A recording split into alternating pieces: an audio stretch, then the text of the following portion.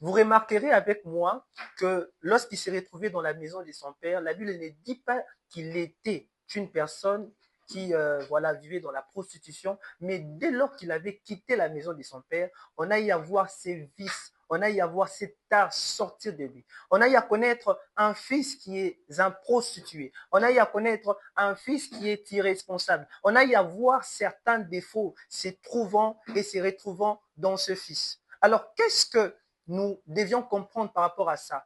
Nous devions comprendre tout simplement que la présence du Père, la présence de Dieu, parce que la Bible déclare à tous ceux qui l'ont reçu, à tous ceux qui croient en son nom, elle leur a donné le pouvoir de devenir enfants de Dieu. Nous sommes enfants de Dieu. Et c'est la présence de Dieu qui nous préserve du péché. Je me dis, certainement peut-être, si tu t'es retrouvé loin de la présence de Dieu, toi qui es un homme de Dieu, toi qui es un serviteur de Dieu, qui craint le Seigneur, peut-être tu serais le pire de personnes.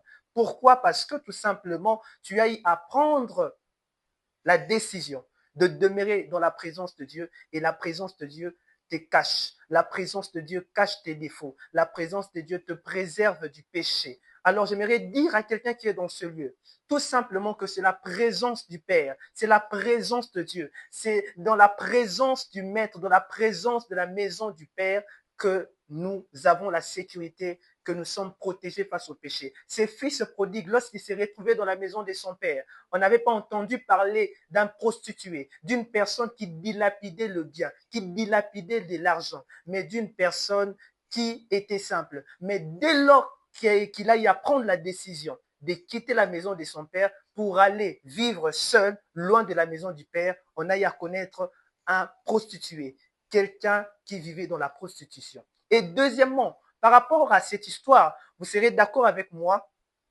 que des deux côtés, il y avait un défaut. Pourquoi? Parce que le fils prodigue, les cadets, il avait un défaut. Il avait aussi une qualité. Et les grands frères, son grand frère avait un défaut. Il avait aussi une qualité.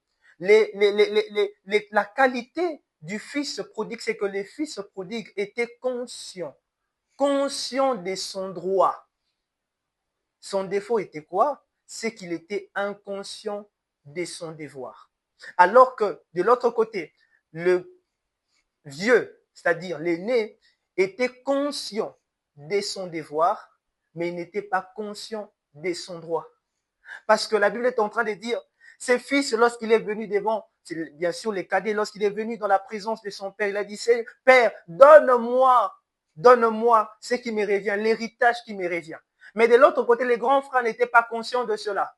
Il n'a pas en aucun jour demandé, était conscient de son héritage. Pourquoi? Parce que lorsque l'enfant était venu, il était rentré dans la maison du père, il a dit, papa, cet enfant qui a péché contre toi, tu lui as donné tes biens. Son père lui a dit tout simplement que, mon fils, tu ne savais pas que tout ce qui est de moi t'appartient aussi.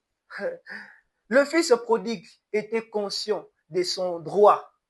Il n'était pas conscient de son devoir. Alors que le fils aîné,